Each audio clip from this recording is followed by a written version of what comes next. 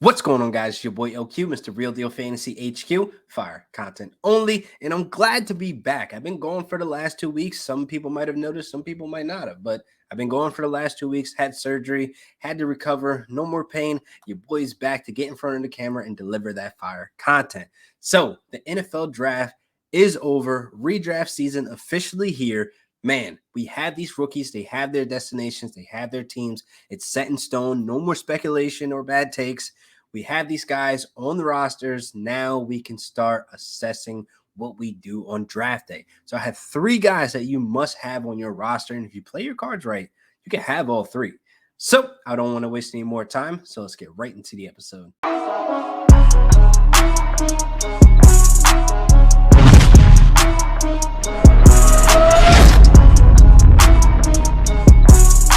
So, as always, before we jump into the fire content, please go to prizepicks.com. Sign up today using promo code FCO. You guys will be set up for success. There's plenty of sports going on right now. Sports betting is on the rise. Get that money, double it up because they're matching up to $100.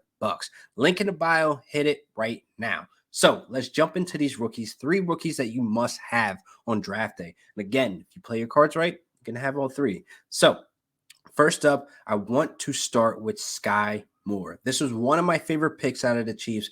Man, the Chiefs hit it nail on the head of the guy they needed to get to fill the void of them trading Tyreek Hill. Skye Moore is a all-around good football player, people. That's when it comes down to, is he good at football? Yes. And I definitely love this pick. A lot of people on Twitter were saying, man, I hope the Chiefs get him. I hope the Chiefs get Skye Moore. Fingers crossed, Skye Moore to the Chiefs.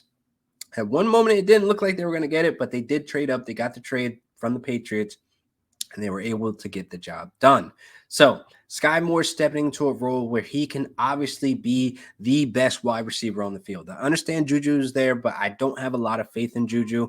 I love where Skye Moore went because he has a Patrick Mahomes. He has an elite quarterback to develop with, and I definitely think the future is bright for Skye Moore. He could definitely come in as the second target priority, obviously with Travis Kelce still there, but Travis Kelce's on the aging side. He's getting up there. So Skye Moore can literally step into a role in the next coming years to be the guy that Patrick Mahomes has for the next X amount of years. And I definitely love the kid's talent, man. He has the ability to create separation, great at yards after the catch. The guy is just a playmaker, and I can see him scoring a lot of touchdowns, people. And I can see him rising once these little coach talks and OTA reports come out about him and Patrick Mahomes and how well they're gelling together and the chemistry is building.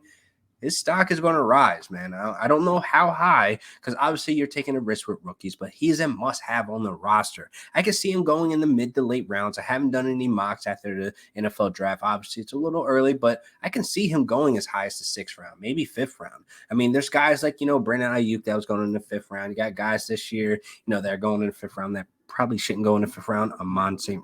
Brown. But hey, here we are with Skye Moore. He's sitting in those mid to late rounds. I definitely need him on my roster come draft day, people. So moving on to another pick that just shocked the world, man. I really didn't think this pick was going to happen, but Breece Hall to the Jets. Whew. Man, what a pick and what a surprise. And I love the Jets' overall draft. They killed it. They probably had the best draft of the night. And I definitely feel as though, the Jets moving forward, they're putting the right pieces around Zach Wilson to get him to elevate, to take that next step that we all want him to do. Like before the Breece Hall pick, I wasn't thinking Zach Wilson was going to be that guy that everybody was hyping him up to be. He did finish semi-strong at the end of the season, but I really need to see him gel and do well with these wide receivers as well. Breece Hall brings a huge dynamic to that backfield because he's great at pass catching. He's also a better pass catcher to Michael Carter. And unfortunately, Michael Carter, dynasty redraft, overall fantasy value takes a huge hit. He just sinks to the bottom of the ocean, basically, because when you got a guy like Breece Hall who's electric, who take it to the house, who has a ton of touchdowns already under him, and I definitely feel as though he's going to be utilized on that goal line as well. He's a big body back, 217 pounds, and he runs a 4.3, people. This is freak athlete talent. You're not just going to have him in a running back committee with a guy like Michael Carter and Ty Johnson. You know what I mean? Because if you think about it, Ty Johnson and Michael Carter were splitting that wide receiver, that pass catching ability with 55 targets apiece. You know what I mean? So the writing was kind of on the wall that Michael Carter wasn't that guy. Like he wasn't the RB1. If you're splitting with a Tevin Coleman and Ty Johnson, That says a lot, you know what I mean? And even in camp, the jet scrimmage, the green day that they have at their stadium, we seen Michael Carter taking special team reps, and he wasn't in that backfield at all. And what I saw from that practice was Ty Johnson getting a lot of passing work, Tevin Coleman getting the early down, runs, and it just was not the Michael Carter show. So I feel as though Michael Carter is a great talent, but he's just a background dancer. Let's say that, you know what I mean? So Breece Hall, he's a must-have because he's going to be one of those electric talents that you don't want to miss out on. I would be hating week one going against a Breece Hall, you know what I mean, just to set the tone of the season after the draft. So I need him on my roster, and so do you. So moving on to last but not least, man, what a hell of a pick. Listen, this guy, when he gets on the field, it's going to be lights out. Now we're looking at Chris Olave to the Saints, man. This is such a great pick by the Saints because it's going to be lights out. This kid can ball. This guy is going to be on the field making huge plays on all three levels of the field: short, mid, long, and you have Jameis Winston as the quarterback who's Mr. Air It Out. Man, Chris Olave is going to be able to stretch the field, create opportunities to complement Michael Thomas as well, who's there. And I just love the Saints buying into a Jameis Winston 100% by not drafting a top prospect quarterback and then putting weapons around him. And I definitely feel as though them investing their first pick out of the draft with Chris Olave just stamps it that Jameis Winston is going to be the guy for 2 years with no worries of anybody, trying to take his job or anything like that. And fingers crossed for health because Jameis Winston can be a good, serviceable quarterback, a nice QB2 in redraft leagues. And I definitely feel as though Chris Olave helps that offense to move forward. And unfortunately, Alvin Kamara might be facing suspension, being that he got arrested after the Pro Bowl in Vegas. So you might looking at, some type of I'm going to say lacking in certain areas. So those targets that will go to Alvin Kamara will be going to the wide receivers. And I definitely think Chris Olave can step in and average 9 to 10 targets per game if this offense is gelling, just basically stepping into a role where him and Michael Thomas can be this 1-2 punch, where this offense is going to look electric and light it up, man. I'm telling you, Chris Olave is bound to have 6 to 8 touchdowns this year. And I'm putting that stamp on just based on the college tape that we saw from him.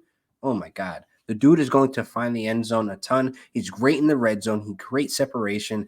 What more do you want out of a playmaker guy like this that has a quarterback that's not afraid? And I tell you, Jameis Winston ain't afraid. He threw 30 picks.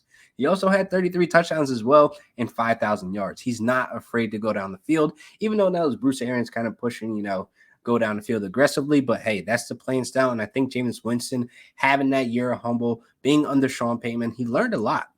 So I definitely think, Jameis Winston steps in as a guy and he could be able to utilize these guys, Chris Olave, Michael Thomas, whoever else is out there. The other wide receiver doesn't really matter. But like I said, as long as his offense is gelling and moving forward and be able to get down the field, I don't see why Chris Olave doesn't have day one impact and day one volume. So he's definitely a must-have. You need to have him on your roster come draft day. I don't need to explain much more of this guy doing great. Just watch his highlight tapes, people. Just watch film. He is a guy that you need to have on your roster, man. And again, he can be going in those mid rounds. I don't know where at. I don't know yet, but I'm telling you, he's going to be a guy you don't want to face week one because that's what sets the tone. If you're getting killed by a rookie, 2 rookies, like I said with Breece Hall, your chances are, not looking too good out that on one gate. You know what I mean? So I definitely feel as though if you're able to get all 3 of these guys that I named on your roster, why not pull the trigger, man? I definitely think people who are stepping into day one volume that have day one impact,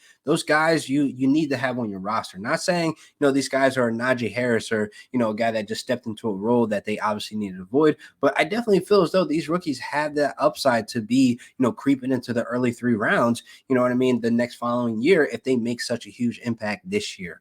So that wraps it up. 3 rookies you must have on your roster. You do not want to miss out on. Please make sure you like and subscribe. Leave a comment below on what you think about the episode. And I'll see you guys next week for another great episode of Real Deal Fantasy HQ with your boy LQ. Peace.